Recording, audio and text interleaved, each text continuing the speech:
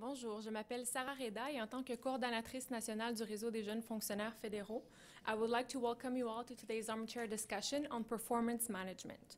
We're happy to have a great panel with us today. From TBS, Russ McLeod, Assistant Deputy Minister, Governance, Planning and Policy Sector, Nick Freight, de l'Agence du revenu du Canada et président du réseau des jeunes fonctionnaires fédéraux, ainsi que Amy Rankin, conseillère ressources humaines, Agriculture Canada. The new Directive on Performance Management comes into effect April 1st, 2014. Et nous parlerons aujourd'hui des façons dont vous pouvez vous préparer à cette nouvelle mesure et ce à quoi vous devez vous attendre, ainsi que des avantages que vous pourrez en tirer. But before we get started, I just have a few administrative details to go over. So for the people in the room, the emergency exits and washrooms are located on each side of the room. We kindly ask that you put your phones on vibrate mode during the event, but we, however, encourage you to tweet during the event using the hashtag #Fin_RJFF. With that being said, I would like to let our panelists take over, so we'll start with Mr. McLeod. Thank you. Good afternoon. My name is Ross McLeod. I'm here from Treasury Board Secretariat, and I'm very, very pleased to be here to talk about performance management today.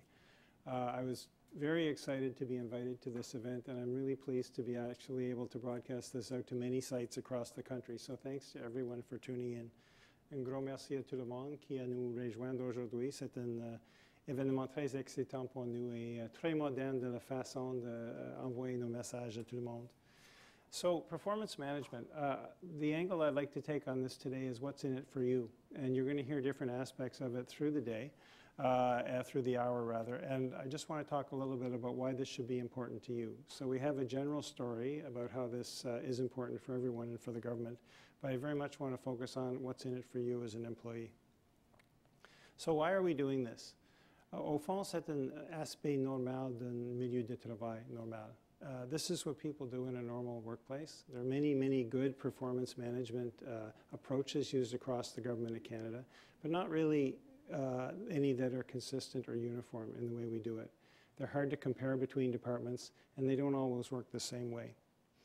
We want to be more rigorous and standardized so that we can understand how our whole workforce is doing. A little anecdote that I heard from a senior official at General Electric a few months ago was that they know the performance history of every single employee in their organization over a long period of time, which is very interesting because what it allows them to do is see someone's performance history. So if someone has a bad year after 10 really good years, people understand that in its context, and they know that it's not the end of the road for that person. They can also, for talent management purposes, figure out how to use performance data to make that person advance more quickly in their career. Another reason we need to do performance management is because the nature of the work we're doing is changing. This isn't our parents' government, right? There's a lot of things that are going on much differently. Our work will change 5 or 6, 7 times throughout our career, and it's very, very important for us to be able to adapt and to be able to use feedback from our supervisors and colleagues to make sure that we do a better job of the work that we do. Work is becoming more fluid and more virtual. Many of us work in teams that are across the country. We have supervisors who are elsewhere, and it's very important to understand fully how we're doing relative to that. We also need to know how our work connects to the whole. I've always wanted to know throughout my career how what I'm doing contributes to what the department's doing. And it's really important, I think, for people more and more to understand that. It gives them a better picture of where they fit. It also allows them to have a better sense of self-esteem for the work they do, knowing that they're doing things that are important for Canadians. And you have to see that in the context of the organization you work for. Enfin, comme les emplois deviennent plus complexes et nos besoins plus divers, nous requérons de bien meilleures analyses personnes que nous avons aujourd'hui. C'est très important de mieux comprendre le capital humain que nous ayons au gouvernement.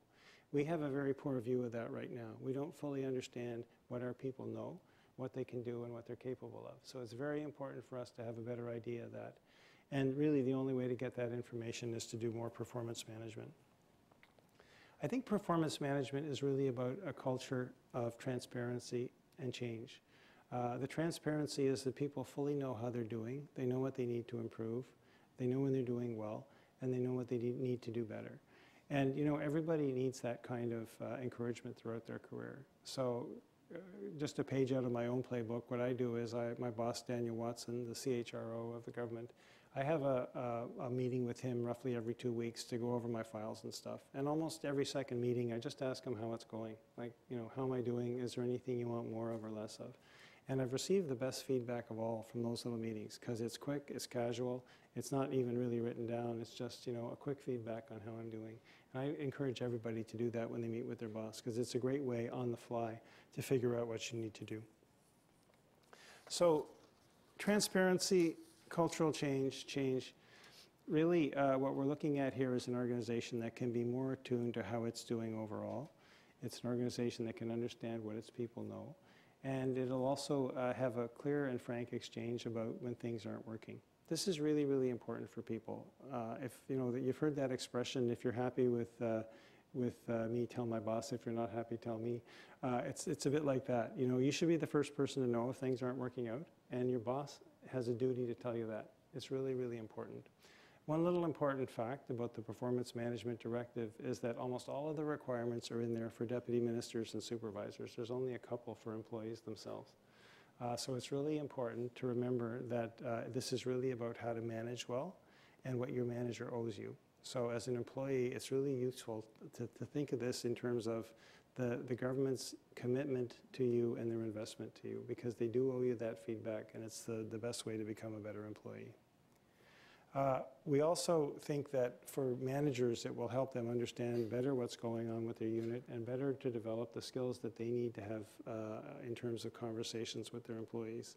I don't think really now that we can say across the government that we have the conversation down, whether the employee is a really good employee, whether they're a good employee, or whether they're an employee that's struggling, okay?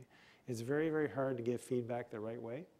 And people need to understand how to do that better. And we're hopeful that by introducing the performance management approach that we're doing here, we'll be able to actually give people, help people develop that set of skills so that they can have the right kinds of conversations. I emphasize conversations because there's not only one. These will be individual for every person, and every person will get something else out of it. So, you know, open communication. Sometimes that's the hardest thing to do. There's a great line in the recent book by the, sorry, forgot the name, the vice president of Facebook, who was talking about how children can be very, very honest with their parents, almost to the point of embarrassment. But sometimes we can't be honest with ourselves, even though we're older and more empowered. One of the things she says is that it's really useful if we could just take a page from our children's book sometimes and have that kind of honesty that we need to have with other people.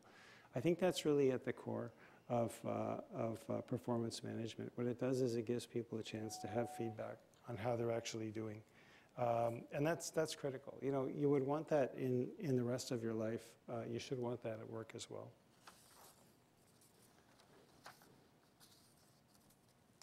So how do we do this? So we're a large organization. We have people all over the country. It's very, very important to have a system behind it so that we can actually do it. Now, Nick's going to talk in a little while about the form, which will be really important. And all these things are there to... hi, do we want to do a quick introduction of... Sure. My apologies. My cat hit just about every red light between Baseline Road and here. My name is Amy Rankin, and I'm here to talk a little bit about what's going on at my department, which is Agriculture and Agri-Food Canada. Great. Well, thanks for joining us, Yes. Amy. And again, my apologies for being late. No worries. So we do need a system in place to do this. We'll talk about the form. We'll talk a little bit about the other structures that'll be in place. But they're all kind of secondary to what we really want. And what we really want is for people to understand what they're responsible for, both in terms of their work objectives and the comportement que nous voulons, the competencies. We want to know that they are getting feedback. Ils auront de rétroaction régulière et franche. Finally, we'll want to know where they stand, which is the organization's view of how they're actually doing at the end of the year. Okay, those are the things we really need to know. Around that is a structured conversation that has to happen. And actually, as Nick takes you through the forum, you'll actually see that it really is set up so that there's a conversation throughout the year. Okay, as employees, it's really, really important that you're an active participant in that. C'est très important d'être un participant actif dans ces conversations-là. It's all about you, you know, and it's really important in terms of how you set up and develop your careers to have that conversation ongoing and to make sure that you're contributing to it a lot. It's key to your career development. It's also key to understanding where you want to go. Some of the best advice I've ever had in terms of career next steps and advancement and so on has been in the context of performance management, and sometimes it's not always the happiest conversation, but what's good about it is that it does open you to new ideas and new places where you may want to go. That's how I ended up in this job, actually, strangely enough, and that was as a result of a good conversation. But it was, you know, it was interesting. It was some pretty frank feedback about how I was doing in another job, which was fine, but the feedback was really, you know, why don't you try something else? And since I hadn't really done this before, I decided to try it. And it was a very useful intervention for me. And I'm sure you'll run into those as well as you have your conversations. I think the other thing you'll want to do, and this is the obverse of some of the counseling I've given to managers as I've gotten them ready. We've spoken to probably 8,000 or 10,000 managers in the last little while, is get yourself ready for the conversation so that you can profit by it. So I've been counseling managers, just so you know what's coming on the other side of the desk when you have your conversation, is to do a bit of an auto-evaluation just to make sure that they really, really understand how to do this properly. So that people get the right messages, they understand they're getting the right feedback, and so on. For you, what I would say is work on your listening skills, make sure that you're hearing what they're saying and you're understanding what they're saying, and then figure out how to deal constructively in the conversation, whatever the feedback is, whether it's good or bad, okay? La rétroaction, c'est très, très important. C'est très important d'être à l'écoute active lors de la conversation. So it's really good to be thinking about, you know, what am I getting out of this? What can I do with it, right? The other thing I'll mention, and again, going back to personal experience, sometimes the best feedback you ever receive is the negative feedback, okay? What that is telling you is a signal that you need to do something a little bit differently, okay? And it's really useful to incorporate that into the way you work and your learning plans and your development plans to make sure that you can make yourself a better employee. Everybody gets it at some point, and you know, you'll often hear from deputy ministers, you know, that boy, when I became a deputy, I really started getting frank feedback, you know, and they didn't like it the first time around, I have to tell you. I often see this as well with new executives. Souvent, le premier cycle de rétroaction reçoit par un cadre, c'est un peu d'un choc pour eux. They're people who've typically been doing pretty well in their careers while they were an officer. By the time they hit a very structured feedback process that everybody gets in the executive world, they're very disappointed by what they hear. Okay, and part of it is because we're encouraged to be frank. We have to rate people, and we have to, you know, provide them with some pretty straightforward feedback sometime, particularly about the how. Et je vais passer à ça maintenant. So the how. So this is the competencies part, and Nick will talk a little bit about that when he goes through the forum. We evaluate people on what they do, and we evaluate people on how they do it. And this is very important. Now, just so you know, it was a bit of a struggle when we started doing this with executives to get this right. There were lots of people who were good at getting things done. Sometimes they did it in a pretty objectionable way. And this was always a conversation around the table. J'ai survécu 14 ans de rétroaction sur les cadres, et c'est presque toujours la même conversation. La personne a atteint leur objectif, mais avec un style ou une approche ou un comportement qui était terrible. So, you know, what we're trying to do here is have the balanced approach. You got to get your work done, and you have to play well in the sandbox. So those are really, really important aspects of it. Feedback on that will also make you a much more balanced employee. Again, I strongly encourage you to make sure that you're ready to have that conversation and approach it with an openness of spirit that will allow you to have a constructive conversation with your boss about it. There will be guarantees in place for employees. There are committees that are being set up in departments to review the overall process to make sure that it's fair for everybody and it's consistent. And outlier or difficult cases can go there. And the very best employees, the exceeds people who will be doing talent management plans and so on, will also go there. But we want to make sure that it's calibrated so that it fits and is fair for everyone. Maybe before I wrap up, the other thing I'd like to say is talent management. So, les excellentes organisations, ils gèrent le talent de tout le monde. But what we're asking people now in this round is basically to look at the people who get the exceeds rating or the 5, and we'll have specific talent management plans for them. That's the minimal requirement. It would be great if we talent managed anybody, you know. We have 206,000 very, very talented and great employees in the Government of Canada. We should talent manage them all. And if it's not coming from your organization, I strongly advise you to think about doing it yourself. So everybody should have a bit of a career plan, and this process is a great way to feed back into it. So there is a formal requirement. We had to be practical when we did the directive. We wanted to make sure that departments felt they could do it all. So we figured start with that top tier and work our way through it as we go. So in the future, we would like to see a talent management approach for everyone. This is linked to your learning plans, but it can also be linked to things like assignments, corporate assignments that you do, team projects and so on, working with groups like the Federal Youth Network or the NMC and so on. There's different ways to manage your own talent and develop it, but it's vitally important to incorporate this into the cycle of performance. Maybe one final thought before I pass over to Nick is that this is really all about you. You'll see that in the YouTube video that we did with the FYN as well. Profitez-en, c'est très important d'utiliser les résultats de ce processus pour améliorer votre performance et gérer votre carrière.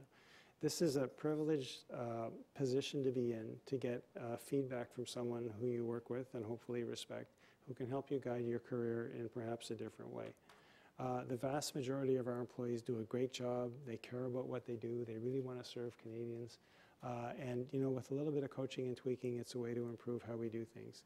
It may also be a volet or an opportunity to try new things that you hadn't thought of. This should come back to you through the process as well. Finally, if you don't think you're getting enough fair, straightforward coaching, retroaction, and all that, ask for it. You know, it's something your manager owes you. We have a format in place, we have a structure in place, but they should be giving you this all the time.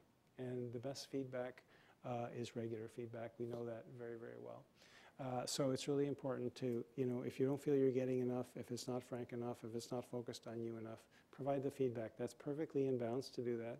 And I strongly advise you to do it because it's a great way to invest in your career. Thank you very much.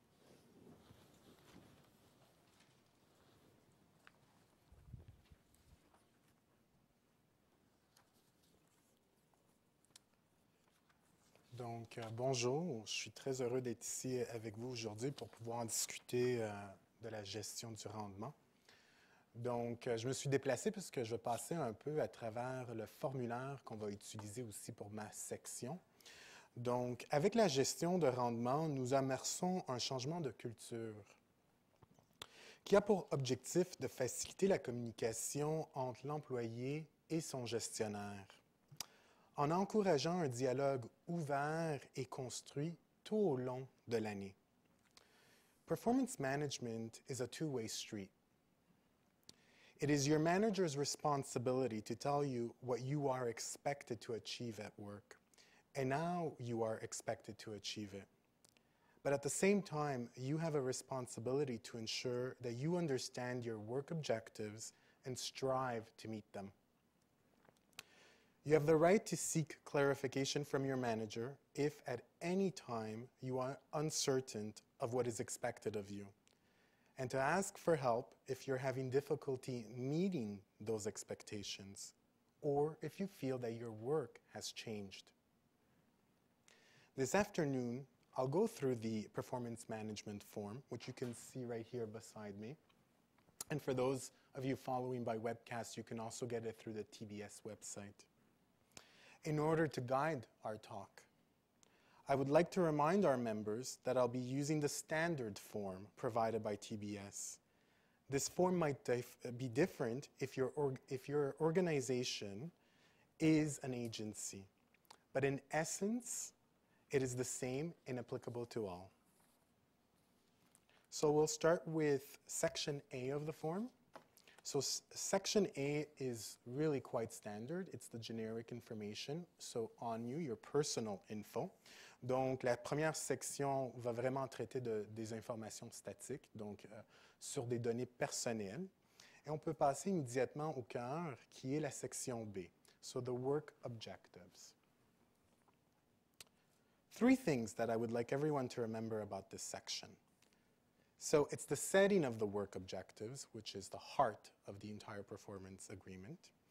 It is the performance indicators as well as the linkage to your organization. So you clearly see it in the form, the priorities, your objectives right here, your indicators beside them, and we'll actually go through concrete examples. But what's really new and different is how they are actually tied into the activities of your home department. So the setting of your work objectives by your manager, so we really do want to be clear that your manager has that responsibility, must be clear and directly linked to your daily tasks, so what it is that you actually do as a job. Your manager is responsible for establishing clear work objectives that you understand. One way for you to see if they're clear is if they respond to the SMART test, and we'll go through each of the elements. So SMART refers to specific, which means that your work objective is a clear statement of expectations. So what you're actually expected to achieve. Measurable, mesurable. There must be a method or a procedure to assess an actual result. Attainable, atteignable, refers to that your work objective is realistic and achievable. Relevant, réaliste, means that the work objectives are consistent with the employee's role in the workplace. Trackable and time-bound, temporel, that there's a time limit to achieve this goal.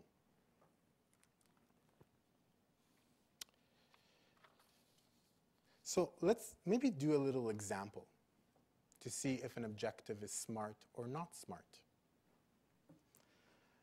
So if I tell you, as an objective, prepare a security briefings, obviously, when you apply the SMART exercise to it, we realize that if we were to write that as an objective, it would be not SMART, because it doesn't stand up to the standard.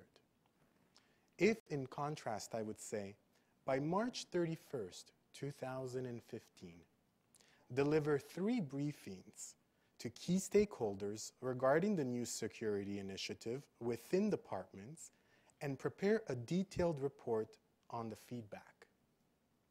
So we see that this has a clear set of expectations. It is measurable because there is an amount of briefings required. Attainable because it's within a prescribed amount of time, so it's trackable as well.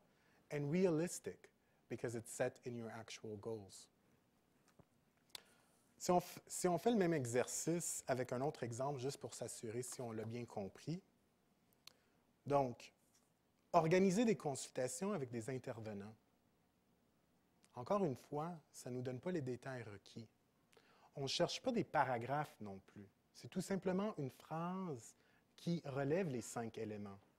Donc, si on dit plutôt « Demander la rétroaction des intervenants sur la conception et l'exécution du programme, cibler les sources des problèmes, recommander des modifications et présenter les résultats au comité directeur d'ici la fin juin 2015. » Encore une fois, ça relève les 5 éléments qu'on est capable de mesurer et de valider, donc le rendant clair. Je vous invite vraiment de consulter le site du Conseil du Trésor qui vous donne une série et une panoplie d'exemples appliquant le critère du test SMART pour voir si les critères et les objectifs sont bien clairs et précis. It is important to remember that clear performance indicators will ensure you and your manager have a common understanding of what success will look like for you. And this I can't stress enough. Having that conversation to really make sure that you understand what it means to attain or strive for success through your indicators is key. Make sure that in your communication with your manager, you're having that conversation. Assurez-vous de comprendre bien ce qui est attendu de vous. N'hésitez pas à poser des questions, à demander des clarifications. What does success look like for you? What do you need to exceed those objectives? Don't wait for the end of the year to ask your manager those questions. Another novelty is that we will now be linking, like I mentioned, your work and how it fits into the bigger picture, showcasing how you're contributing to achieving your department and your organization's goals and priorities. Let's move on to section C, les compétences.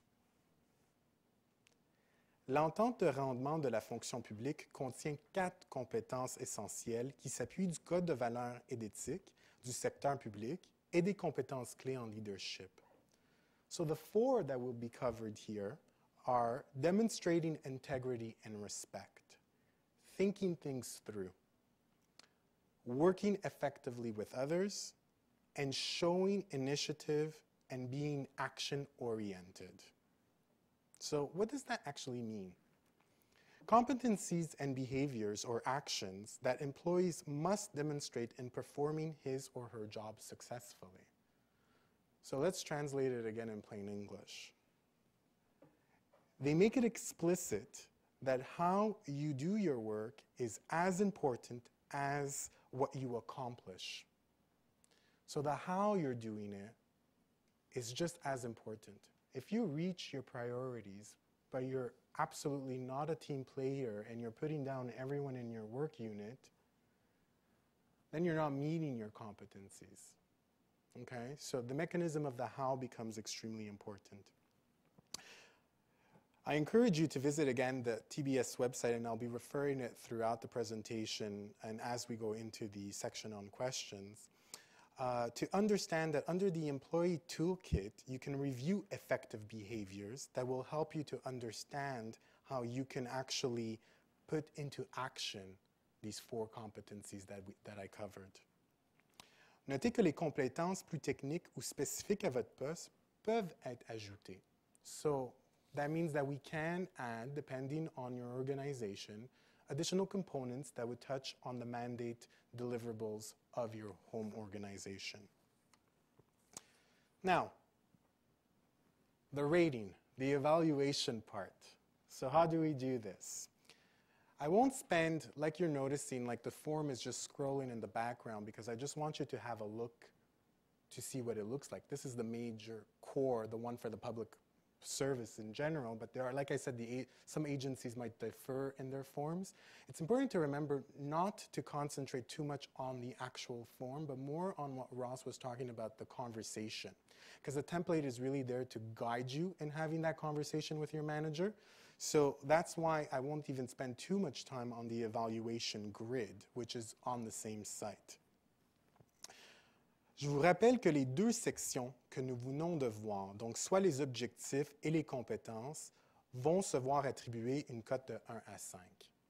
So both the sections of competencies and objectives is where we'll be actually numbering with and evaluating with a 1 to 5 category scale. À la fin de l'année, so at the end of the entire process, votre gestionnaire a la responsabilité d'évaluer si vous avez satisfait aux attentes énoncées dans votre entente de rendement et dans quelle mesure. For your work objectives, your manager will assess your performance against the corresponding performance indicators in your performance agreement. For your 4 core competencies, your manager as well will assess your performance based on the extent to which and how often you've demonstrated those 4 behaviors, meaning that it should be based on how frequently you demonstrate the effective behaviors that illustrate the core competencies. Hence, on the informal exercise of all of this, the importance of having that communication not only in 2 specific moments at mid-review or at the end of the year, but on an ongoing basis. So this is where it becomes that culture-related change in the public service. That concept of us saying that for the first time, we're actually going to ask and be the proactive component as an employee and see how we're doing. That's the ability about taking charge. And that's also the ability that will help us in our development.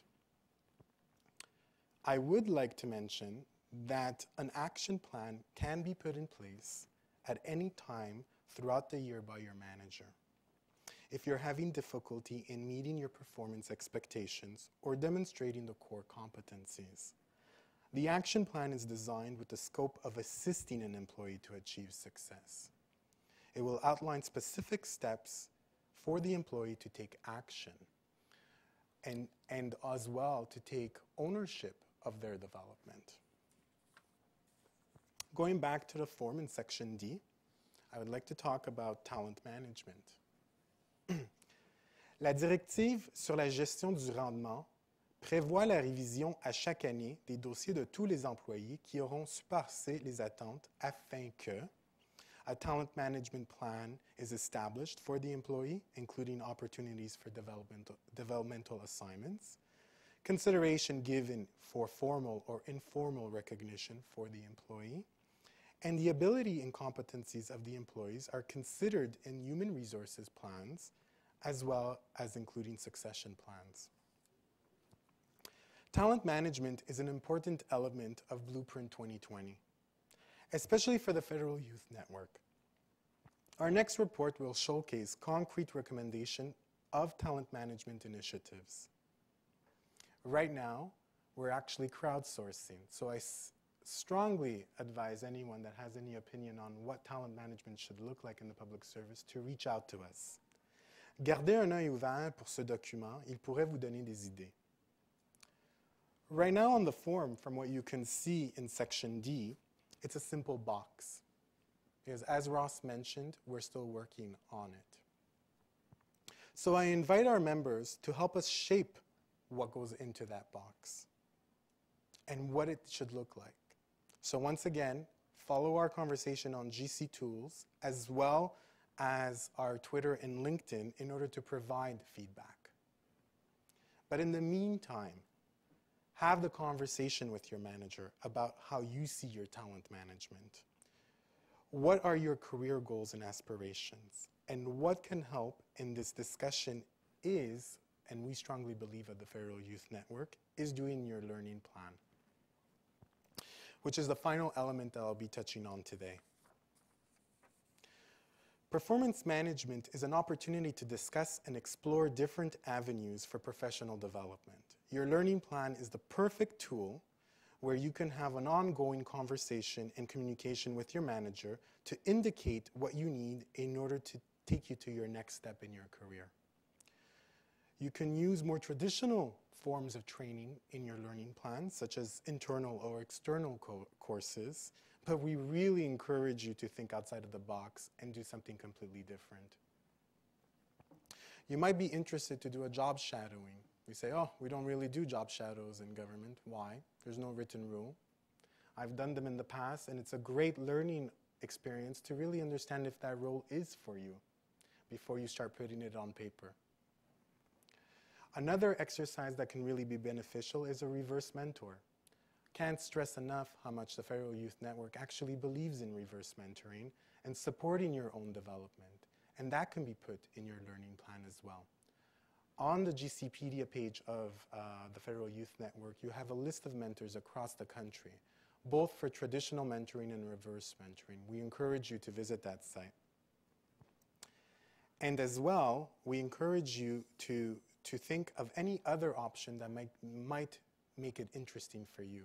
Because this is the place, like Ross was mentioning, that for once, we can actually take charge of our own career development. We might not have too much to say about what we do as our objectives, because that's why we were hired. We're hired to do the job that we are paid for in the end. But you do have flexibility in ensuring that you can actually seek that development further. In closing, 5 takeaways that I want you to keep in mind about performance management. Number 1, it is about culture change. So it is about us doing something completely different that hasn't been traditionally done in the public service. Secondly, it's about having open communication with our manager. Open in the sense where it's ongoing and that we take the initiative. Thirdly, transparency. The new performance management agreement makes us and gives us the opportunity to be clear on what is expected of us and how we can surpass them. Fourth, take ownership of your career. Your manager has a certain set number of employees, but all you have to manage is yourself. You are the CEO of your own enterprise, so make sure that you take charge of your career. Don't wait for anyone else to do it. And number 5, in the end, what are we trying to do? We're trying to build tomorrow's leaders today. So make sure that you understand that and that you apply all of these tools in order to make it most beneficial to you. Nous mettons à votre disposition, sur nos différents canaux, le lien vers le site du Conseil de Trésor. We really encourage you to visit the TBS Performance Management Program for Employees, as well as the Employee Kit, to better prepare yourself. I look forward to the exchange that we'll have later after our next guest speaker. Thank you. So I was invited here today to talk about a departmental perspective on implementing this performance management process.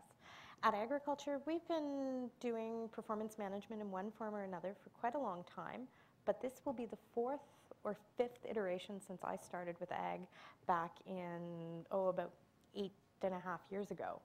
So we've been through quite a number of systems. However, we're relatively well placed in terms of process and infrastructure to support performance management. We have been talking about SMART objectives for a number of years. We were also talking about the learning plan and connecting it directly to our work objectives and using the 70-20-10 formula, so that 70% of learning is happening on the job through actually practicing the work that you're doing, observing your peers and your colleagues. 20% is coming from feedback and mentoring or coaching on the job, and the 10% is the formal learning in the classroom type activities. However, as with any organization moving to implement this new system, there have been some challenges. For example, at Agriculture, we have a very diverse population that includes research scientists. We have many workers or employees who work outside from May to October, who never touch a computer in the course of their workday. And we are working through these challenges to meet the expectations of the directive, and working closely with those particular occupational groups to ensure that they can access the tools and the services that are available. With our research scientists, for example, they have a system in place for what's called the Career Progression Framework, which supports incumbent-based staffing. So that means once a research scientist meets a number of objectives in terms of publications or particular lab activities, recognition from their peers, that they would be eligible for a non-advertised promotion. There's a big assessment process and all of that stuff, but it happens on a calendar year cycle. So unlike many of our employees at Agriculture, this year is going to be a transition year. They're going to do a second set. They're going to fill out their performance agreements in April, like everybody else, but their year end is going to be December, so that in 2015, the process will align to their particular needs and their ongoing regular performance cycle. With our outdoor workers, again, some of the challenges in terms of setting objectives at the beginning of their work year. These are seasonal employees who work, as I mentioned, for 6 months of the year, and they're outside. We literally have cowboys at Agriculture who their work description actually describes having to have their own saddle and tack as a requirement to do their job. So how do we integrate them into the existing process? We've been working with their managers in terms of that the manager is going to have more responsibility in terms of getting the form filled out, that discussion has to happen before they leave into the field for the summer. And then at the end of their season, that the performance review gets wrapped up in October before they head off for the winter. So we're not the only department dealing with diverse challenges, but we are looking at best practices from what we've learned in our experience over the past number of years. We're looking to our colleagues at other departments. I've had the great privilege of participating on the management the measurement and reporting working group that was set up by Treasury Board, which is has been amazing opportunity for us to share with other departments, to challenge some of the ideas that have been put forward in terms of what a best practice actually is. And it's been very productive in helping shape this process for the best benefit of our employees. And I can't echo enough the importance of the ongoing discussion between employees and managers. I really feel personally that the form is very much a tool to support that discussion, but it's only a tool as long as people are using it.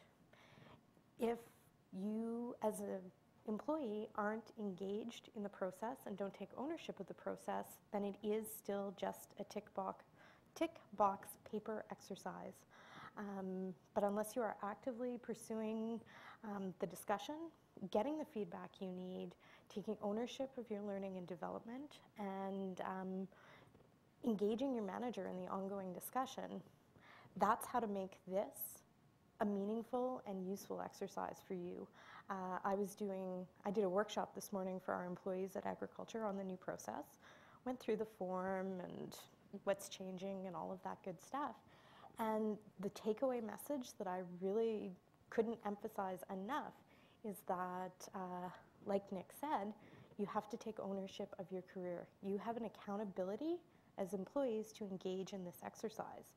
You can't expect other people to manage your work or your career for you. If you have ambition towards, whether it's an ADM position or even being a specialist in your area, your field, you have responsibility to look for the development opportunities, to take advantage when there are opportunities for interdepartmental participation, like through the Federal Youth Network, as well as to ask your manager for the feedback you need. And being empowered and taking advantage of those opportunities as they arise is going to serve you very well across, through the performance management process and over the course of your career. But to say that this is whatever the process is, there is no magic bullet except for engagement.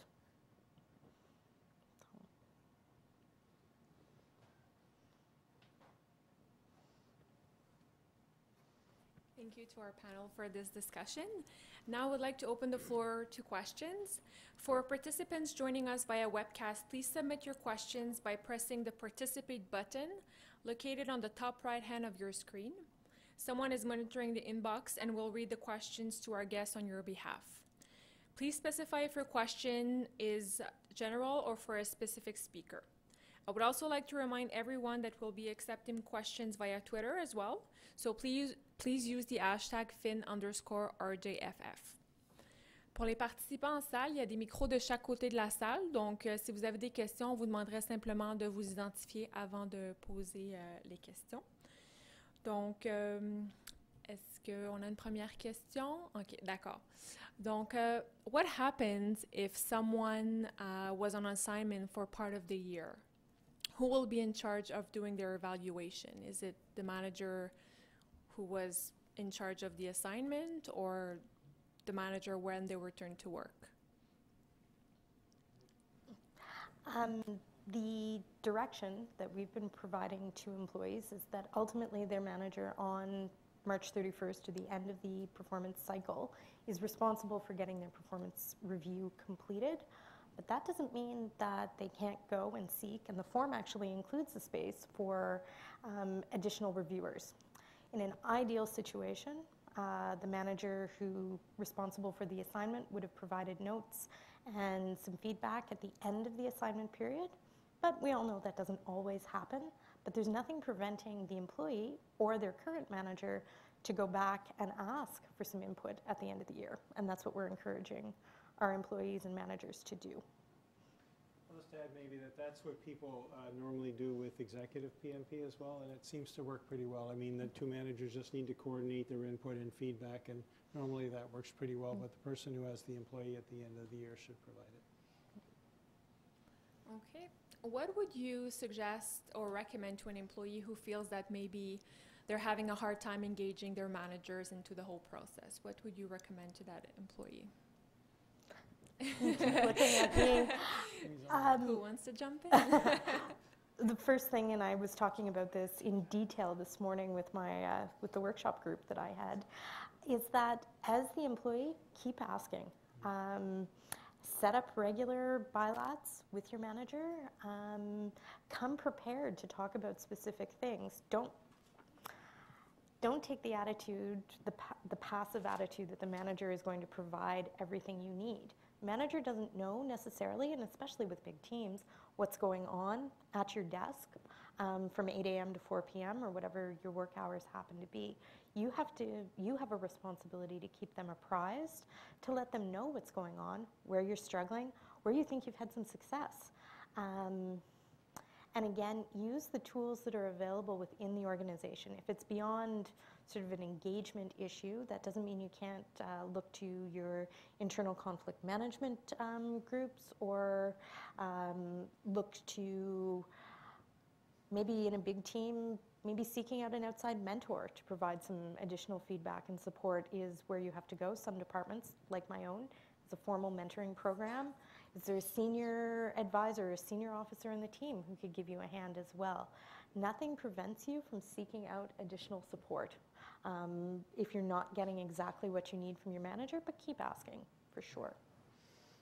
I tend to agree with Amy, but I also don't think that it needs to be all the time so strict and bound by so many formalities. Because if we're trying to address that component of cultural change, then it's you being the driver of that change as well. So two ways, it really depends how you are organized as an individual. You can either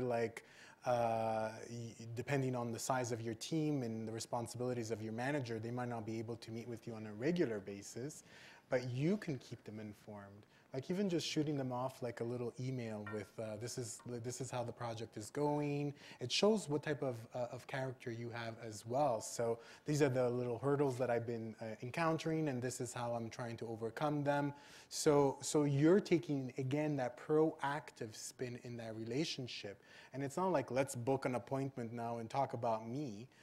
It's more you do it more on, you meet them in the cafeteria. And you simply ask them for that 2 little minute spin on how they're perceiving your workload going and your objectives or your assignment and so on. So it goes to show that in order to achieve that cultural change, you just need to make it more natural. And it's a day-to-day thing, but it's the proactive aspect that you take, I think. And this is one of your manager's responsibilities to you. It's part of their job, and eventually they do have to sign off or approve a performance management appraisal for you. So it's really important that they do that. You might want to scare them a little bit with that. If they're going to have to approve it, it means that they will also have to pay some attention to it and pay some attention to you. Thank you. Je pense qu'on a une question via webcast. The question is, why are we moving in the direction of rating employees? I better take that one. So, it's my idea. The idea there is it does provide structure to it and provide some rigor. It's easy to say everybody's doing fine and and that's great, the organization's doing fine. I don't think it's a view that we all share around the government. Not all people are created equal, and it's an opportunity to see how people are doing. I think the other thing is it does send some important messages. If someone is struggling, it puts a point on it to say, look, you have to do something about this. And we do want to help repair people who have performance problems. Okay, that's a really, really important thing. How else are they going to know? I think the other thing is that we do want to single out a little bit people who are performing more strongly as well, so we can provide them with that feedback.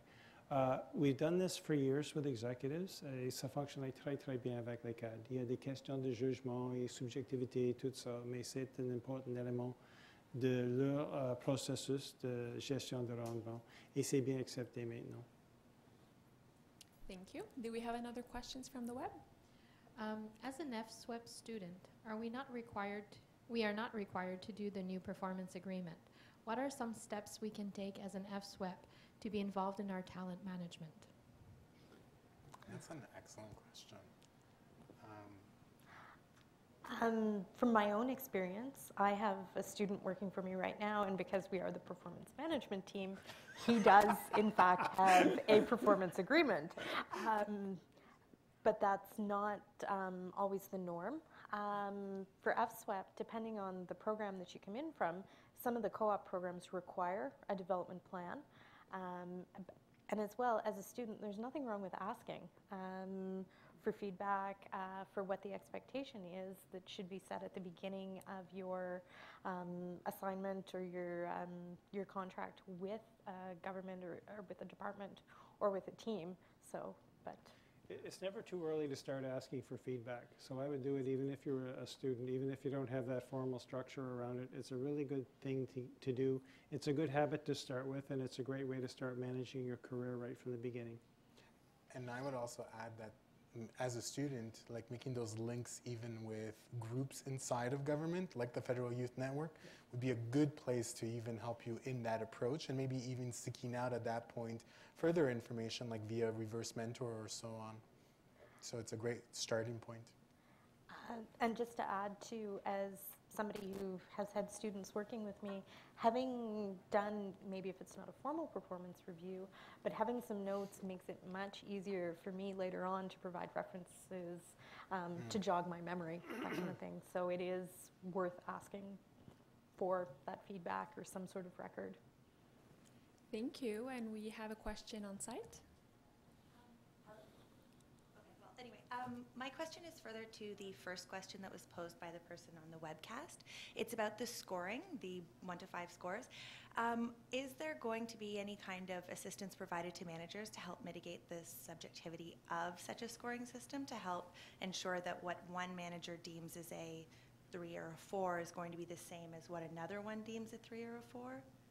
Yeah, there's support and kits for managers to actually do that so they can have a better understanding. Every organization will also have a committee that reviews the overall process so that there's an opportunity to make sure that it's calibrated properly between the different managers, and that's an important function, and that's actually right in the directive that they have to make sure the process has integrity. And in cases where, you know, at the very positive end and the very negative end, they'll be reviewed as well so that it's seen to be fair and understood to be fair. It's kind of a double protection for employees to make sure that they can actually have confidence in the system as well. Yeah, I would also say, like, when you're having that conversation with your manager, ask them what a 3 looks like, what a 4 looks like, based on your objective. That's the conversation that we were talking about, having those open communication channels. Nothing's hidden. So by you asking, so this looks like a 3 or does it look like a 4? So engage in those conversations. It's only healthy. And the better that work objectives are set and the clearer the indicators are, the more clarity and transparency there will be around the rating at the end of the year. Yeah. If the benchmark for success was 75%, that's pretty clear at the end of the year. It's not the majority of the time. Does that mean 51% or does that mean 99%? By having clear, well thought out performance indicators, the rating should be quite obvious at the end of the year to both sides. Thank you. Do we have another questions from the web? Coming up. How can we really assess competencies without being subjective? You talk about extent and frequency of behaviors, but that can be hard to monitor and measure objectively. It's not a perfectly objective exercise. One thing managers are paid for, though, is judgment, and we have to make judgments every day, and that's part of their job. So it's, I think some aspects of the competencies are objective. I think if you read them, you know, they're pretty plain language. If you give them a good read, a lot of elements of them are. There will always be a little bit of subjectivity in this, and that's where good judgment has to take over. And that's one of the reasons we make people managers, is because they have the judgment to do that. Thank you. How does one get over the operational requirements not allowing one to job shadow or accept at-level assignments for further career development? Sorry, could you repeat the question? Yes. How does one get over the operational requirements not allowing one to job shadow or accept at-level assignments for further career development? I think probably all three of us would have a bit of an answer to that. Mine would be I'd look into what the operational requirements are. Like at more senior levels, I hear all the time that deputies, ADMs, and DGs want people to do those kinds of things, especially because we're in a tight budgetary situation. So it would be worth challenging that a little bit. I think probably also working with like the NMC and the Youth Network to search out opportunities might be another way to actually do that. Yeah, and I would add even as well, there's the challenging the operational is, Ross is 100% right about that, but the job aspect, the job shadowing, the first part of the question, that there's no excuse because that you do in your own time. It doesn't have to be during work hours. Like, I mean, if you're someone who's interested in learning, like having those conversations or meeting up with a mentor in order to understand a little bit more about a role that you're interested in doesn't have to be done between your work hours. So there's always a way of arranging that as well to do that. So.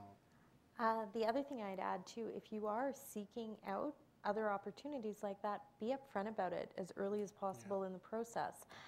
The more lead time your manager has, the more likely they are to look at other options, backfilling, having somebody else come in and fill your position on an assignment basis or an acting basis. But, when it gets sprung on managers at the last minute, so here's my assignment agreement that starts on Monday.